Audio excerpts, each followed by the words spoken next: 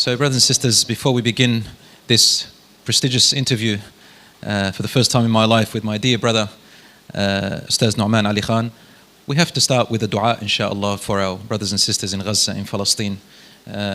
So please say Ameen. I'll just say it in Arabic. Alhamdulillah Rabbil Alameen wa salatu wa salamu ala Rasulih al-Kareem.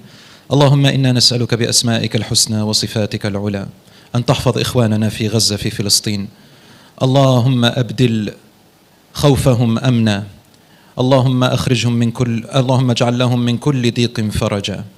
اللهم اجعل موتاهم من الشهداء ومن الذين قلت فيهم ولا تحسبن الذين قتلوا في سبيل الله أمواتا بل أحياء عند ربهم يرزقون. اللهم ارحم موتاهم.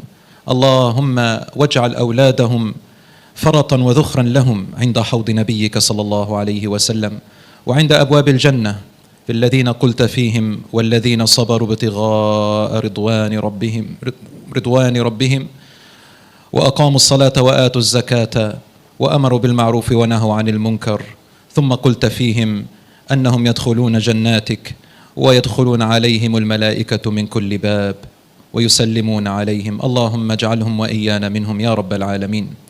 اللهم رد المسلمين إلى دينك مردا جميلا. اللهم اجمع شملهم.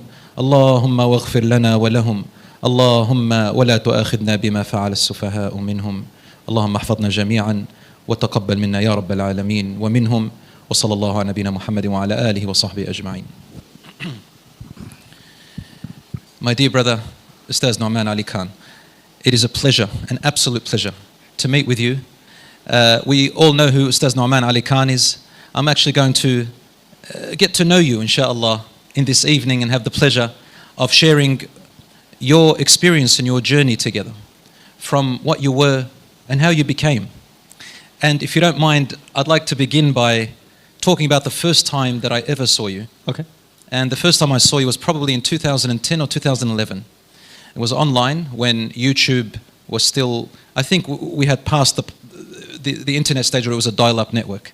Right. And then you were on YouTube, I think, with the Deen Show. The Deen Show. Brother Ali, yeah. You look a little bit different, a little bit younger. Yes. It seems like, mashallah, as you get older, you get more handsome, tabarakallah.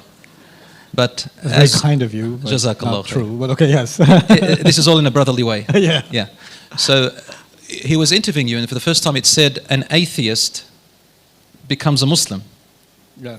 And I wanted to see who this person is because as a teacher myself, we had young people and also in the West, they kind of question sometimes, how do I know that Allah exists? How do I know that Islam is the right way? Some of them are afraid of asking that question. I was very intrigued by that interview. When I heard you speak, you weren't yet, alhamdulillah, as Allah SWT has blessed you in the fame that you have and of course in a good way, inshallah, and in your da'wah. And I was listening very carefully. And I said to myself, this young man here, he's actually eloquent. He speaks very well. And I can't believe he's just a random atheist who became a Muslim. And I'm not going to say too much, but if I'm right about that, can you please share with us this little journey? Were you an atheist? Were you a Muslim before that and then you became like that? Were there questions? Were there doubts? What brought you into Islam? So, Jazakallah for your question. I think, well, obviously I was raised in a Muslim family and a fairly practicing Muslim family, I'd say. And my childhood was in Saudi, actually, a part of it. So from the 2nd grade to the 8th grade, my dad, who served in the Pakistan embassy, was stationed in Riyadh. So we were in Riyadh. We went to many umrahs together. My dad did 2 hajj there. Well, we didn't go to hajj. The kids didn't go, but and then I had a little bit of schooling in Pakistan also for about less than a year. So my early education was basically all in an Islamic environment. And then when we came to the U.S., I was ready to go into 10th grade, and we signed up for public school. And public school in Queens, New York is basically the kind of chaos you see at a bus station in the Muslim world. Like it doesn't look like a classroom. It was absolute pandemonium. And it was a massive, massive culture shock for me. Just to get to the point about this atheism thing, I think the first thing, if I look at myself introspectively and kind of think about how I was transitioning, the first thing I felt was out of place. Like I don't belong here. These people make fun of the way I speak. They think I'm strange, I'm weird, I'm awkward. they're more confident than I am. They're better spoken than I am. Like they're just better at everything than I am. I just felt inadequate and inferior in every way when I was at school. And it was a very common part of the culture to make fun of people publicly and humiliate them. And kids can be cruel, but it's interesting. Uniform does something. When you're wearing uniform, you're not dressed any better than anybody else. So what are they going to make fun of? Your shoes aren't as shiny? Like, there's nothing to pick on. But when you don't have uniforms in schools, which we don't have in the U.S., you have people wearing brand clothes, people dressed this way or that way. And obviously, I just came from Pakistan, so I'm going to dress like a nerdy Pakistani kid. I mean, I took what did you dress like exactly? A sweater knit by my mom. Does that help? Yeah, that paints a pretty good picture. I can relate. Yeah. Happened to me in E7, same thing. My mother sewed my tracksuit pants.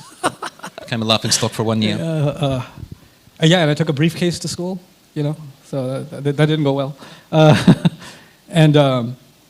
So being the object of ridicule, the only thought in my head was surviving the day in school. Like I could be sitting there in class just thinking, who's going to say something next? That was the anxiety I had all day.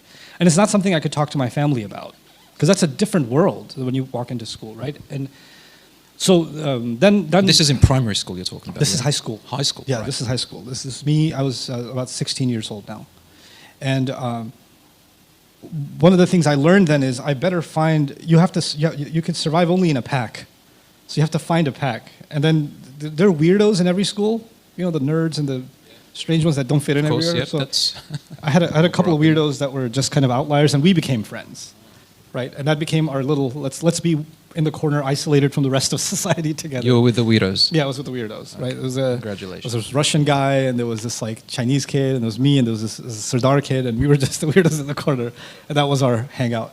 But then over time, a new impulse kicked in, and that was no, I don't just want to be in the corner, I want to fit in. What does it take to fit in, right? And then wanting to talk like the others, I think the first jump in my English vocabulary came with foul language, because that was, I don't know if that's the case here, but in New York, a cuss word, a filthy word, is a noun, an adjective, an adverb, a comma, and a full stop. So it's every other word is a foul word to communicate a sentence. So if you're going to pick up the lingo, that's what you have to pick up, right? And it's interesting, Allah says, it actually has an effect on you spiritually when you start using foul language. And you become less and less in tune with your own fitrah. It's khilaf al-fitrah. I felt that way. And Khilaf al-fitra means like it goes against your nature. Because there's a human nature to not want to use those words. Your tongue was designed to say sacred things, beautiful things. Like it violates something inside you. And I could feel it, but it was just the social desire to fit in. And the way I dressed changed, the way I got my haircut changed. I had a weird haircut. I had one of those shaved all sides in a ponytail situation. Yep. And then I got a job in a Spanish neighborhood. So my English got pretty good, but then I started learning Spanish to fit in the Spanish neighborhood. So my Spanish got really, really good. People thought I was Mexican or Puerto Rican or so. But then the atheism thing actually came. I like to think of atheism as two. There's a psychological atheism and there's an intellectual atheism. And I don't think I was ever an intellectual atheist, actually. The intellectual atheism is actually, for most people, I think, is just an excuse.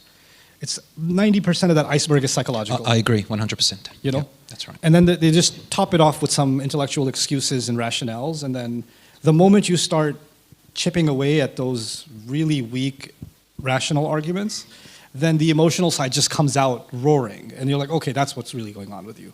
And that's what was going on with me, right? And so I didn't see the need for this religion. And if you don't need religion, why do you need God? Like everything I need is, I have my friends, you can have popularity, you can have whatever you want, you need a job, you need money in life. These are the things you need. Why do you need to go pray? Why do you need to do all, so that stuff became more and more irrelevant. And then the tip of the iceberg was first semester of college, I took Philosophy 101. And it was 2 courses I took, Philosophy of Ethics and Metaphysics. So in metaphysics, it's... Sorry, Ustaz Noman. So college is at university? It's so 12th grade is high school. Right. And then right after that you start college. College. Yeah. So you'd like university? Basically, yes. Okay. Yeah, we in America we kind of use it interchangeably a little bit. Sorry if other people know, I'm not very in tune. That's all good. what happened in philosophy class, I loved it. I loved Plato, Aristotle. I loved I really got into logic and, even religious philosophies and things like that. And then the arguments for the teleological, cosmological, ontological arguments for the existence of God and the counter arguments against them. I was fascinated with that stuff. And at the end of it, I was like, you know what? For every logical argument, there's a logical counter argument for the existence of God. So this is a stalemate. So you get to choose. That's kind of where my professor sort of left it. And then to add to that, I was taking another course called Philosophy of Ethics. And to summarize it, the point of the Philosophy of Ethics course is there is no such thing as right and wrong. It's just whatever you feel. So رَأَيْتَ مَنِ اتَّخَذَ إِلَهَهُ هَوَاهُ is the final conclusion to that, And that's really comforting for someone who doesn't want to surrender themselves. Because now I'm the أَفَرَأَيْتَ مَنِ اتَّخَذَ إِلَهَهُ هَوَاهُ in English? Yeah, so have you seen someone who takes their whims and turns them into their God? Right? So you become the God. Why do you need to have a higher power? You decide, So in that sense, it felt artificially liberating to be an atheist. And because, I'm in New York, and then my parents, my dad got papers to go back to Pakistan. And he was going to leave in 6 months. Right? And I was really excited that he's going to leave in 6 months. Because I was going to stay back in uni. And now I don't have any parents controlling what I'm going to do. I don't have, nobody's going to watch over, I'm going to have complete freedom. Right? And in New York, of all places. So this is going to be great. And then Allah had other plans. And he sort of redirected my thoughts and I think my first transformation wasn't intellectual, it was emotional. And then my second transformation was intellectual. So it worked in reverse order. Any emotional in what sense? Can you explain that a little bit? Yeah, so I saw a dream. That was probably the big event. I saw a dream. I had snuck out of the house. My parents were upstairs. In New York, we have basements. You guys have basements here? Okay, so not too many, but we do have. Okay, so our home in Queens, we had a basement. So my room was in the basement. Also because my sister didn't want to be in the basement, and then I get the basement because it gets flooded. So, but I was okay with it. So the advantage of it was it had its own backdoor exit out of the house. So I could sneak out of the house from the basement and nobody would know. So I snuck out of the house, went to this party with my Hindu friend, hung out with him until 3 in the morning, snuck back into the house. Dad never found out. Now they're going to watch this video. But anyway, I get back and I fall asleep, safe and sound. And I see myself in a dream, in my own grave. And my head has been turned into a lizard's head. And there's fire pouring out from both sides, like multiple faucets just pouring out fire like water from both sides. And there's somebody over the grave saying, "This is because you don't pray." And I woke up like that. And by this point, it must have been a couple of years I hadn't prayed anything. No Jumu'ah, no Eid, no nothing. Right? And this is before my parents left. So now I get up and I prayed. I don't even know. I knew there were 5 prayers, but I didn't quite remember how they work. So I prayed some version of Isha, followed by some version of Maghrib, followed by some version of, in succession. And Sorry, so you didn't grow up in a family environment where they taught you how to pray from a They young did, age, but it had been so long since I prayed that you had forgotten it. I've forgotten it. That's it. Yeah. And then I was in sajda and I started crying. And I kept on crying. And then I fell asleep crying. Is this still in the dream? No. No, this wasn't real life. So I fell asleep crying. I woke up the next morning in sajda. And something in me just kind of got shaken up. And the first thing I decided to do, because I was going to go to meet with my friends the next day. Like, nothing in my outside world has changed. Something crazy has happened inside, but nothing outside is different, right? My friends are like, "Hey, you want to go get some pizza?" No, I don't want to go. I don't want to do this. I don't want to do this. I start pulling away from all of my social acquaintances, right?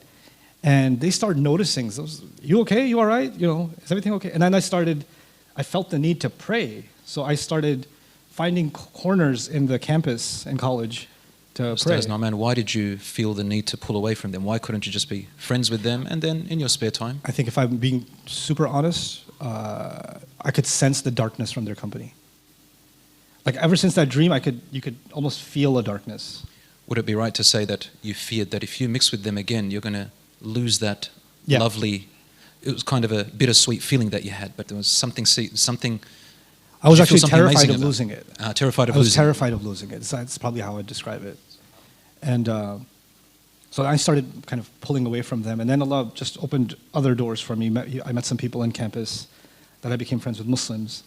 And that was a strange story by itself. But the people I met, they were good brothers, really good brothers, but they weren't preachy. Like they didn't ever make any da'wah to me or anything. And they saw me praying correctly, and they didn't really make a thing out of it, right? And one of them, he decided to kind of start giving me a ride, and he took me to other MSAs. So we were in the city school. So just MSAs for Muslim Students Association. Yeah, Muslim School Association. So we were in the Muslim club in our college, in Baruch College, and ours was a city school. So the city college or city university, it's cheap. It's like $1,600 a semester was considered cheap, and I think it's much more now. But just up the road in the city, uptown, was Columbia University, which is like $20,000 a semester, which is now probably $50,000. I don't even know how expensive they are now. But they had an MSA, and they were having a meeting. And the guys, my friend said, let's go to their meeting. I was like, rich school meeting? Yeah, let's go. Because that's too rich for my blood. I can get inside there and see what it's like. So we go in there, and there's a circle of brothers and sisters, like a half circle of sisters, half circle of brothers. And they're discussing how they're going to raise enough money. And they have a poster of a child in the middle, because there was some flood that had happened in Bangladesh. And they had arranged for different children to be adopted by Muslim families in America that were left orphans. And they had identified a child that their MSA was going to help adopt and come up with the funds for his paperwork. And I'm sitting there listening to these people that are... Is this the first experience for you in your life to see something like that, where people are actually trying to make projects to help people outside? Like first time. It's not just first time to see that. These people are my age. Like everybody I knew until now is, you want to go play basketball, you want to get some pizza, you want to go watch a movie, you want to go do something stupid. Like this was life. And did you think at that time that religion was kind of for older people? Only older people do stuff like that? Yeah. There's still time to In fact, I never even thought about stuff like that. My universe wasn't that big. It was a very small world in my head. And then I'm thinking, what makes these people even think like this? Like, what's in their food? Like, why are they're so much better, they're much better human beings than I ever thought I could be. What is it about them, right? And it was my friend who took me there, didn't say anything. On the way back, he's like, what did you think? I was like, I don't know. That was weird. I was like, what was weird about it? Tell me what was weird. I was like, these people are so awesome. He goes, yeah, I know. You want to go somewhere else that's awesome? I was like, okay, yeah. So what he did for me is he introduced me to a masjid in Queens, in Flushing, in Ramadan. He took me to a program. Because he knew I had learned English, but my native language is still Urdu, right?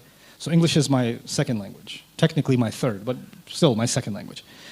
And there was a scholar coming from Pakistan who was going to do a dawrah of the Quran in Ramadan. So they were going to do 20 taraweeh and like 4 rak'ah, then 4 rak'ah of a translation of what we just recited and a brief explanation for an hour.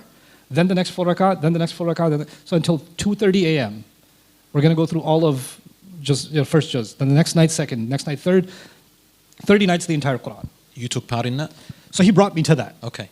That's in the deep end. That's on the deep end. Before that, I had read maybe a little bit of the Yusuf Ali translation of the Quran, and I found it extremely difficult, and I just put it down. I was like, I can't, I'm trying to make sense of this, I can't. So I go to this thing, and he's the teacher, he doesn't know who I am. There's like 50, 60 people in the program. For the people that wanted to make the regular Taraweeh, they were on the second floor, and the people that wanted to do this like crazy 4 and 4 and 4 with the whole tafsir, mukhtasar, the brief commentary, they were on the third floor. It was a special room for them, because the other people just want to do their thing and get out, right? So they had two parallel things going on. So I go up there, I start listening to him talk. For a good hour, he's just explaining this portion of the Quran. And he's mostly, 90% he's translating, maybe 10% of the time he'll throw in a comment here and there, but he's mostly translating. And it didn't feel like he was reading a translation, he was speaking a translation, right? It sounded like a conversation. And listening to that long enough, it stopped feeling like he's there. It just started feeling to me like Allah is communicating, and I'm just hearing Allah say stuff. I'm listening to Allah's words. And it was the most surreal experience. Like it just, Allah is conversing with us. I thought it's a book. I didn't think it was a conversation. Do you think that was your inspiration? Absolutely. Because you do that now. Yeah. Do you realize you do that? Yeah. Yeah. That was it. So you realize? Yeah, absolutely. Oh, and I thought we discovered something. so All right. Alhamdulillah, Allah barik I fik. discovered it a little bit earlier. Amazing. But no, it's true because it's very familiar what you're talking about to typical Western-raised young people. Even in the East, I was in Lebanon for several years. I studied there. And young people, similar. Yeah. However, your journey is very similar to my journey and the journey of many other young people here in a very similar way. That's the idea that back in the days we thought only if you're 40 and over you'll be in the masjid and the Quran is just for people at that age, because nobody actually spoke the Quran to us in the way that it's supposed to be spoken. It's a speech. Yeah, it's a speech. So you've got to bring it like Allah is really talking to you. And that's amazing how you said he became absent, and it's as if Allah is speaking to you. He disappeared. He went into the background. Amazing. He would be my role model too, mashallah. Yeah, and so he not only was this a surreal experience in a spiritual sense, I still had a lot of psychological baggage, right? And the philosophy of ethics, the epistemology stuff, whatever. This was all circling in my head. What he didn't know is, as he was going through Baqarah and then Ali Imran, he was untying every one of the philosophical knots that were in my head, without me ever approaching him and saying, "What do you say about this? And what do you say about this?" And he wasn't even saying it. It was just the Quran saying it, and I'm hearing that. I'm saying, "Well, that problem just got solved." Oh, well, okay, yeah, well, that, yeah, And he's just unraveling my philosophical knots, one after the other, after the other, after the other. And then the other thing simultaneously that the Quran was doing in that conversation, you just felt like someone who really knows you, and you can't believe they know you that well, and they're talking to you. They're like, who told you this about me? How do you know that about me? You know? Can I have to, before I forget, because you just reminded me of something amazing. I want to share it with the people. So two things. A lot of people who convert to Islam or revert, whichever word you want to use, I hear the common phrase from them when I talk to them. They say, I thought I was reading the Quran, but then I found that the Quran reads you. Yeah. It truly does read you and goes right deep into your soul, doesn't it? You just got to open up to it. Another one, have you heard of Dr. Jeffrey Lang? Of course. Yeah. So you're reminding me of what he was saying in that famous talk of his, where he was saying it broke every single argument brick by brick in my mind. Yeah. So because he came from a purely atheistic background. Yeah. So there's a similar journey there. I wanted to highlight that. You made that similarity, didn't you? Yeah, I really love Dr. Jeffrey Lang. Yeah. He's incredible. Dr. Jeffrey Lang. Yeah. Yeah, Zakir Naik is another guy. Yeah. So after that experience, I was both elated, but I was also really angry.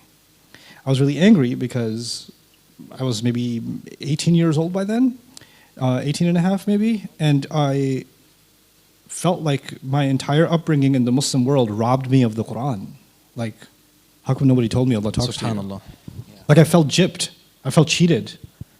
Like this is wrong. Why shouldn't people know this? Like everybody should know this. And it made me so upset that people don't know this, And it's at the end of that program that I went to my teacher, the lecturer. He didn't know who I was. I just went up to him and I said, I want to do what you're doing. I just want to do what you're doing. I want to know what you know.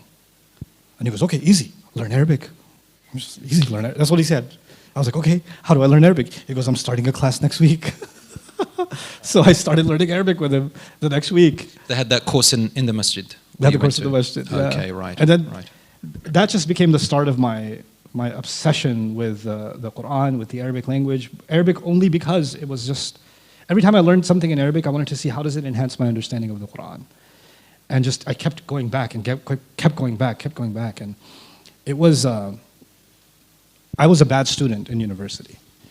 Like, B's are a good day, right? So I had a hard time focusing. I was distracted. Did better than most of us. But just before, so you learned Arabic one-on-one private, or did you go formally? No, I studied with him for 3 weeks. 3 weeks? Yeah. And then he was teaching a crash course. Right. So I studied that with him for 3 weeks. And then he didn't have a book to teach from. He had this all in his head. So I was like, can you have a book? He goes, okay. Next day I came. He had, those print paper? He literally hand wrote an 80-page book by hand and then photocopied it and stapled it and said, here's your book. And let me use that as a book. Amazing. And then I learned some basics of Nahu and Sarf and how they apply to the Quran. And then I started, so that was going on. I was like, I need to memorize this book. I need to understand more. I need to know more. And then it was so frustrating because the more I memorized, every other word I don't know what it means. Then there's another word I don't know. Then I don't know. Then I don't know. Then I don't know, right? So I need to build this Arabic thing. This needs to happen. But I was going full-time to college, full-time to work. You know, my parents couldn't afford my tuition, and they had already gone back to Pakistan, so I'm living alone at this point, right? So I was just doing all of these things just to, every extra bit of time I had was going into just either memorizing Quran or studying something in Arabic. And then he left, and that was a new problem. Now what do I do? Like, what do I learn now, right? So then I started, because it felt to me like if I don't make progress with the Quran, I'm going to regress what I've gained, like what I've gained spiritually, what I've gained philosophically, the connection I've made. The whole connection is Quran. So I can't lose that, because if I lose Quran, I'll lose Allah. That's what I felt like. So it was this desperation to want to get more and more of this, right? So I started taking the train to Astoria. It was an Arab neighborhood in Astoria. They have really good shawarmas, Lebanese. And the imam, everybody speaks in Arabic there. So I just go and literally just... So Lebanese? Lebanese shawarma is pretty legit. You can speak Lebanese accent? No. Okay. Abadan. You saved yourself? No, I yeah. was gonna, No. Some Lebanese background, so I was going to test you. Yeah, no, please don't. This is hidayah, the meaning of hidayah, isn't it? Yeah. Guidance from Allah subhanahu wa ta'ala. مَن يُرِدِ اللَّهُ بِهِ خَيْرًا يُفَقِّهُ فِي الدِّينِ. If Allah wants goodness from them and sees goodness in them, He gives them the knowledge of the deen. Yeah. That's one area, mashallah. SubhanAllah. Yeah. So I mean, that's where eventually after 9/11, it was interesting because New York, obviously I was in New York and all of that mess happened in New York, and the Muslims were very particularly targeted. And there was a journalist, I forget which... Even we copped it here. We had I'm sure scarves being pulled off, people being attacked in trams and stuff like that, yeah. We had the authorities breaking down doors and all kinds of crazy stuff. We're in the heart of it. Yeah, we're in the heart of it. Amazing. Tell us about it. So when that happened, there was a journalist who heard me do a halaqah at my college. It was like a journalism student. So he applied, he asked his editor, I forget which magazine it was. So a halaqah is a circle, Quran circle? circle? Quran study circle. Used to have it in the college, there's 4 or 5 guys just get together, Got it. Yeah. you know. So he wanted to interview me. So I was like, okay, I'll interview you. So he interviewed me. This is like 3 months after 9/11.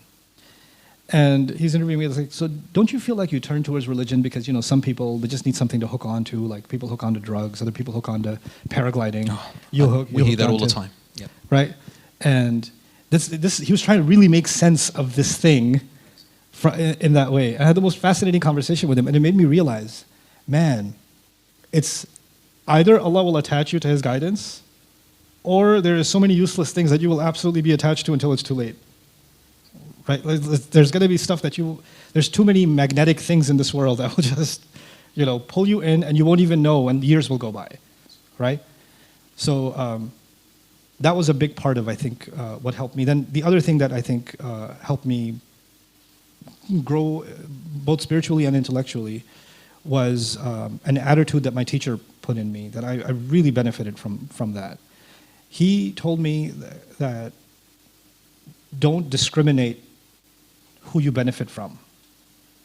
Just benefit from everyone. Just learn, grow, and keep asking Allah for guidance, but don't discriminate. And like, don't underestimate Allah's power to guide you, and be scared. I shouldn't listen to this person because I might get misguided. I shouldn't listen to that person. No. If you're committed to Allah's book, and you're committed to learning, Allah will guide you, but don't close doors. And that attitude led me to learn from ideologically opposite people in New York, because New York is very fragmented, like big cities are. You'll have masjids of a certain denomination, certain ideology, another masjid of the extreme opposite ideology, and the twain shall never meet. They might even describe each other as, you know, kuffar or bad. So you're talking about the Muslim community? Muslim community, okay. and even non-Muslims actually. And non-Muslims. And non-Muslims. Okay. And I opened that door of learning from any place. I'll learn. I'll consider everything. I'll listen to everything, and listen to it with an open heart. So, and what that did for my own Islamic studies was, for example, I was sitting in a halaqah, and they were talking about, you know, the Jamaat al-Tabligh, right? They call you to go in the path of Allah for this many days, this many days. I was like, okay, I can't comment on what they're doing until I experience it. So I went. That was the first group you joined? That was one of them. I was doing multitasking. Right. So why is it the same story with all of us? We started with tabligh too. You know, Yeah. my father. And, Allah reward them. yeah. They did something pretty amazing. Yeah. Subhanallah. And then I went to a halaqah where they were teaching me how the people in tabligh are all misguided and their aqidah is bad and this. And then I was like, okay, I want to know why it's bad. So I sat and I studied aqidah with them for like a year. And then I went to another group. I don't want to name groups, but I went to another group who said, all of these people, they don't know what they're doing because they're not working to establish the khilafah, so why are they even wasting their time? So I was like, okay, let me find out how to establish the khilafah with you guys. So I just, and any group I joined, and then I went another group who said, all these people, they talk about, establishing the state, but they're not even, their heart's not even in the right state. And so they need to purify the state of their hearts. I was like, okay, let's figure out how to purify the state. Let me learn that. So I did not discriminate in what I could take from. And then what all of that did for me, it created a certain opinion, for better or for worse. That opinion was everybody has a frame of reference, a lens by which they see the religion. Okay, they create this lens, and then they identify their entire view of Islam through that lens. Right. What's happened here, I think, I noticed that although you were listening to all those different groups, you weren't making a judgment immediately, and you were reserving, acting upon certain things zealously or making that your belief or your way. You gave yourself some leeway, some space. Yeah. You didn't just attach yourself and go with it and say, they're the right people. I gave it I wouldn't say I approached it with a grain of salt. I did give it like wholehearted, let me fully learn and immerse myself in what's being said without being combative or being skeptical. I really want to know. And I really want to feel like I've embodied these ideas. And then see, does this hold? And the thing that I kept feeling, this is the crazy thing, the thing that I kept feeling was, that feeling that I had when I heard the Quran in the masjid, I never felt that again. I never felt that. That feeling never came back. Interesting. What were you starting to feel? I was starting to feel that everybody is trying to impose a certain angle onto the religion.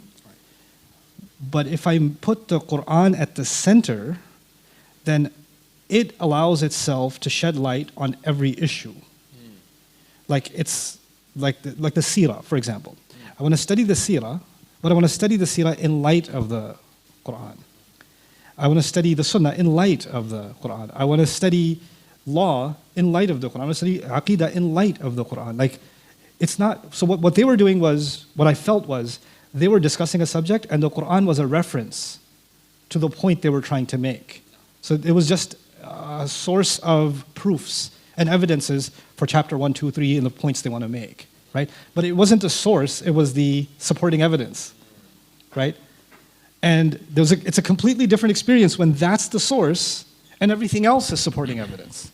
Like that's your starting point. So when I have a belief, but then I go and pick and choose which ayat will support my belief. Precisely. And go with that. Rather, it should be the opposite. Right. And then I noticed the more I discussed, because I just want to, I don't want to debate, but I want to discuss. And it started making people really upset.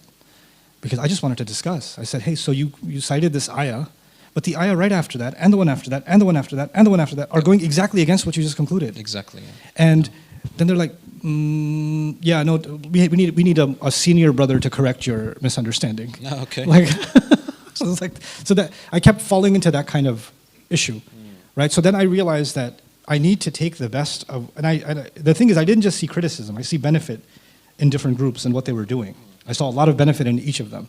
But I saw this fundamental intellectual sort of gap. And that was that the Book of Allah wasn't getting what it deserved. It felt to me like that. Because that first experience, the Book of Allah was at the center, right? And then it was having an impact of a certain kind. And now it wasn't there, you know? And it wasn't even, I'll say frankly, it didn't feel to me intellectually convincing enough. It wasn't satiating enough. Because I'm not coming from, hey, I just want to be a better Muslim. No, I want to believe in something wholeheartedly, almost like I'm accepting it all like anew, right? And that centrality of the Quran. Would you say that the spirituality started to fade away? Yeah. The spiritual side. Yeah. Felt a little bit of absolutely coldness or cloudy. Yeah. Absolutely. Absolutely. And that's something that I think. And would that, because mashallah, you've studied the Quran very well, would that go in line with the ayah, وَلَا تَنَازَعُوا فَتَفْشَلُوا وَتَذْهَبَ رِيحُكُمْ, or is it something else, do you think? I think it's كل حزب بما لديهم فرحون. It's every group is really happy with what they have. Okay. Right, that's what it was more about preserving the identity of a group and of a certain way of thinking than it was about serving, the like Allah. Even though the intention is to serve Allah, but the way to serve Allah is to preserve our, clique. And then some of that became really ugly because then I would see how they speak of each other. And I was like, here's a book that's saying, أَذِلَّةٍ عَلَى الْمُؤْمِنِينَ, they're so humble and powerless before the believers, that they have this brotherhood between them, love between them. And then you go to these different groups and they're like really spiteful and cynical and mocking of the other. And I don't see how we can believe this book and have this attitude. I can't reconcile it, So, but alhamdulillah, along the way I met How did you solve that for yourself? I kept an arm's length distance from too much affiliation. I benefited from a lot of different people, but I kept focused on my journey. I said, you know what? Here's another perspective. A lot of people were learning Islam, but they were learning what makes the other person wrong. Like that's what the curriculum mostly entailed.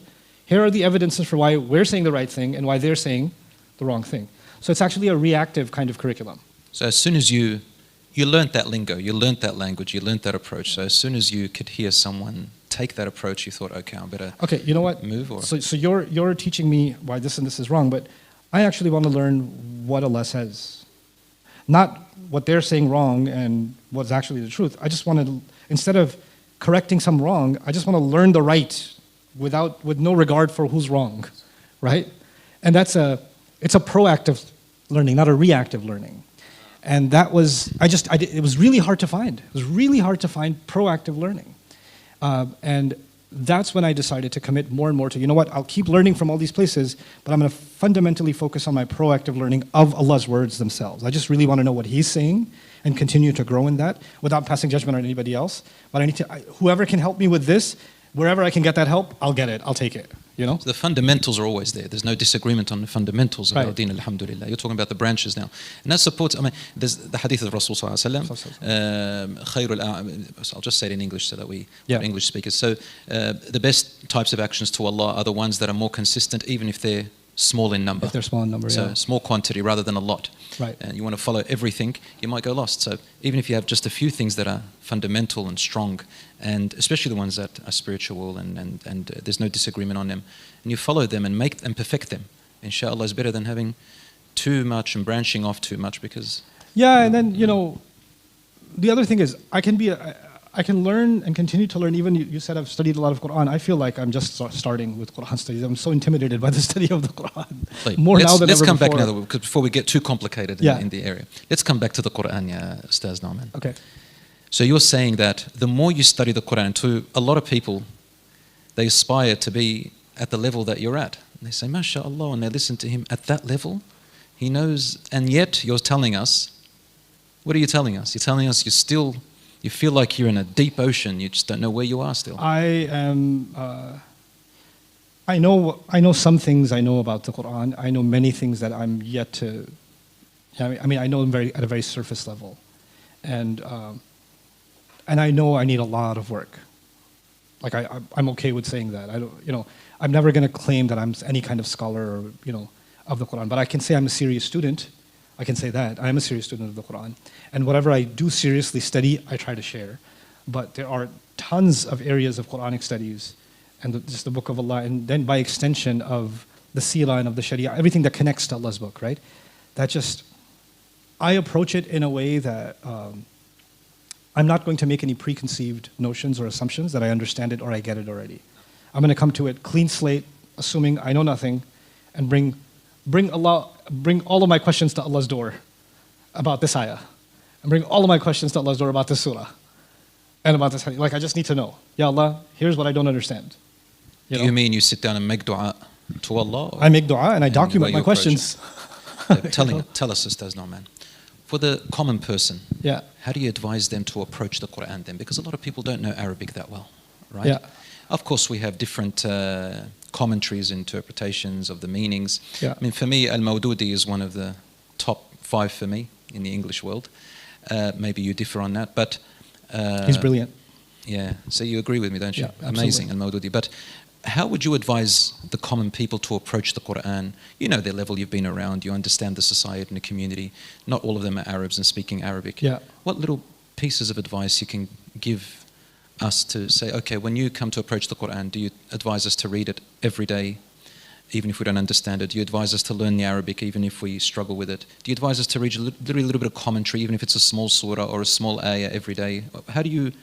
How should we approach the Quran? I think the approach that helped me, I have a hard time recommending another approach, because I tried the other approaches. I tried reading translation. I didn't connect. And some people might. I'm not saying my experience has to be imposed on everybody else, but I know that after speaking to enough people, the challenge with translation is understanding how the argument of the Quran is flowing, why is it repeating itself, why are the surahs in the order that they're in. There are too many literature-related questions that a standard book you wouldn't have those questions, but you will absolutely have them with the Quran, and the translation will leave you kind of wanting. And then the commentaries that are available, short of Abu al Madudi's Tafhim al-Quran and Towards Understanding the Quran in English, which I think is brilliant, the commentaries are also so focused on the ayah and its meaning and its interpretation and opinions around that ayah that you lose sight of you're reading something that continuously flows. Because when it's like when you're looking at an orchard and you're looking at a flower really zoomed in, you lose sight of the fact that this is part of a garden. So my recommendation is to actually, it's not for the individual, but it's actually for the communities and the imams and the du'at in the world. Right. And my recommendation for them is every Ramadan they should be doing a dawrah of the Quran, even if it's just Baqarah and just Ali Imran or just Nisa, but just a brief translation and explanation for their community. Every Ramadan, the community got a little more of the Quran that they got to understand. Okay. Right? And then what that would do, I think, is what that did for me at some level. So encouraging the community to basically to attach themselves to the community, to go to the and masjid. I think the ideal time to do that is Ramadan. Because that's where you're going to get it from. And every day, read as much as you can. Read as much as you can. I think reciting the Quran connects the hearts to the Quran. Memorizing it connects the hearts to the Quran. No. It's one of its fundamental rights, whether you understand it or not. And the more you recite it and the more you memorize it, eventually when you do get to the point where you're studying tafsir and learning Arabic and all of that, that memorization will be priceless by that time. So it's not, you're building towards something anyway. So don't underestimate the value of that. I'll share with you something, Ustaz Noman, something personal because as you're telling me your story, I can relate a lot to a lot of your journey actually. I had a similar journey to yours, very similar, except that I came from originally an Arabic background. I lived in an Arab country and I was around scholars a little bit from a younger age more than yourself, especially my father. And my father went through all these groups, I went through all these groups. I studied Sharia in a very, very hardcore Salafi place back in Lebanon. But then I started to mix with all the other friends who come from different ideologies and methodologies which they followed. And like yourself, I followed this same methodology. Alhamdulillah, I found myself understanding the pathway a little bit better. But when you talk about the Quran, not all of us understand everything in the Quran. But one word sometimes can stick, and at a time when you need it in your life, it comes to help you. That's how the Quran is magnificent. One word. That's why it's two words. And one experience for me is, I've had many experiences like this, but one time when I was really desperately in need, where I was in deep, deep, deep grief and loss. And at that point, I can't think straight. And I just can't think. So many different thoughts came to me. And subhanAllah, I don't know what the connection is with the subconscious mind, but when you're reciting the Quran every day from a young age, when you really need it and you can't think, the verses come to you somehow. And for me, but you've got to be regularly reading it, right, or reciting it. So, certain verses came to me. I was in Lebanon, I heard the adhan in the masjids being called. And this ayah came to me. I won't say which one because it's, alhamdulillah, people have heard my story, but it's... I want to hear it. It's online. You haven't heard But you're here right now. Just say the ayah. Okay. Come on. Well, and you know the tragedy that I went through. My son and brother, they passed away, and may Allah have mercy on all those families who have had members of their family pass away. And it's nothing like our brothers and sisters in Gaza at the moment, everywhere around the world. But when they passed away, obviously the grief hit me very, very strongly in Lebanon.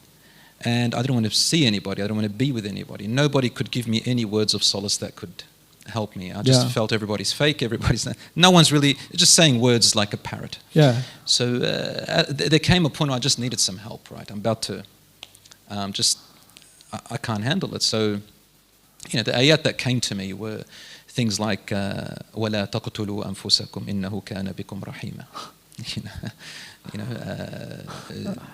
Many different, but Yeah. do not kill yourselves, do not overburden yourselves, do not, do that to yourselves. Allah is ever so merciful to you. Yeah. And these little verses to me meant tremendous meanings. It's not, and I've read them, recited them maybe thousands of times Wow. in my life. And then وَالضُّحَى suddenly had a different meaning altogether. We've been reciting it thousands of times, but this time it was different. إِنَّ مَعَ الْعُسْرِ يُسْرًا suddenly has a different meaning. Wow. Those same verses that you recite every day. And suddenly they just have a different effect. The Quran hits you from different corners of your inner body. Yeah. Many others, Surah Yusuf, for example, had a tremendous effect on myself. I kept reciting it over and over again. But this time, when you don't need a scholar to teach you or a sheikh, your own. Still got many teachers that I refer to, but I didn't need them anymore at this point. At this point, the Quran is reading me and giving me the medicine that I need. Yeah. فِيهِ شِفَاءٌ لِلنَّاسِ, as Allah says. In it is a cure for people. And I don't know, the Quran has that relationship with everybody. Yes. Even if you don't understand it, all those few verses, those few surahs that everybody's memorized, in time of calamity, in time of need, in time of blessings, in time of, they come to you. But I found that you have to be reciting and being with it on a daily basis, even if it's 10 minutes or 15 minutes. That's right. Yeah. Do you agree with that? I absolutely agree with that, and I think it's a lifeline for the believer. I don't think that it's too easy for the Quran to become an artificial relationship. Exactly. It's far too easy. Yes. And in fact, for people that are knowledgeable somewhat in the Quran, it's even more easy for it to become artificial, because there's a knowledge-based and study-based and contemplation-based kind of relationship with the Quran, but the recitation of the Quran and just the heart reading the Quran, not the mind reading the Quran, is a different thing. It's an entity by itself. You can recite it with your heart. That's Yeah. right. Yeah. Live with it. Tabarakallah. Jazakallah. There's so much to talk about with you. So much, subhanAllah. You're becoming more and more interesting, mashallah. I talk a lot, I know. No, alhamdulillah, I do too. Yeah, Ustaz Numan, do you have teachers at the moment that you refer to still? Yeah. You have your scholars and teachers, alhamdulillah. And do you recommend that people try and find someone who is older and more knowledgeable who they can refer to as Absolutely. well? I think to ask everybody should have questions, a mentor and a not to be teacher. self-taught, for example. Yeah, Or do I think learning Islam is a combination of learning yourself and always having someone senior that you can refer to, because the two extremes are they're going to do all the heavy lifting for you, or you're just going to do everything by yourself. No. But what I do believe in is you should be exploring and studying and learning your religion, and every time you arrive, what you think you arrive at certain conclusions, there should be people in your life, scholars, mentors, elders, imams, whoever you can go to and say, hey, this is what I'm arriving at. Am I right or wrong? And that's in addition to, that's your own personal pathway. But if there are, courses, programs, set pathways that you can take that you can help you educate yourself, I think one should take advantage of those things. What's your favorite surah right now? Taghabun. At-Taghabun. Why? Hands down. Hands down. Hands down. Yeah. It's Because Taghabun talks about pretty intense stuff, battles and things. Taghabun talks about the battle inside. And Taghabun actually, to me, I think has probably, to me, the most powerful ayah pertaining to one's personal journey in life. وَمَنْ يُؤْمِن بِاللَّهِ يَهْدِي قَلْبَهُ is, I find that phrase to be so overwhelming. In English. Whoever, the way I'd like to translate that is whoever may hold on to their faith, whoever were to hold on to their faith, Allah will guide their heart. That statement and the way that it occurred in that ayah, to me represents probably the most invaluable treasure in the world. Because there's not a soul that's not going to go through musibah. Exactly. And Right. shared throughout all people, There's knowledgeable or not. Yeah. There's not one of us that's not going to go through some kind of trial. And Allah is saying, maybe the reason you're going through this loss is because I want to give you a gain that's more than any other gain you could ever have. And that's yahdi qalbahu. Guide your heart. Guide your heart. It's the heart that we want to be Yeah. guided, isn't it? Once the heart is guided, the rest inshallah follows. the I've rest. even been seeing on social media people have never heard about Islam, just right now being introduced to the Quran for the first time. They're blown away. Blown away. And they take one verse of the Quran and they see it in a light that I know a lot of Muslims haven't explored that yet. Yeah. And then they bring it to you because they've opened up, they're looking at their circumstances and they're living with it, and they say, wow, this Quran is truly, truly reading me and talking to me. It's taking it right out of my heart and out of my brain and telling you, here it is, face it, it's right in front of you, face. Look at it, whether you like it or not. Look at it. Yeah, subhanallah. Isn't that true? Such a mirror. Well, you know when you said, we're almost going to wrap it up. Yeah. But you know when you said about how you were raised with your mother sewing. Yeah. What did she sew for you? Your sweater. Your sweater. Yep. Was it a nice sweater? No. Sorry, Mom. No brand name. It was a V-neck with 3 buttons. Yeah. It's the most beautiful thing in the world, isn't it? It's an act of love. It's what makes it beautiful.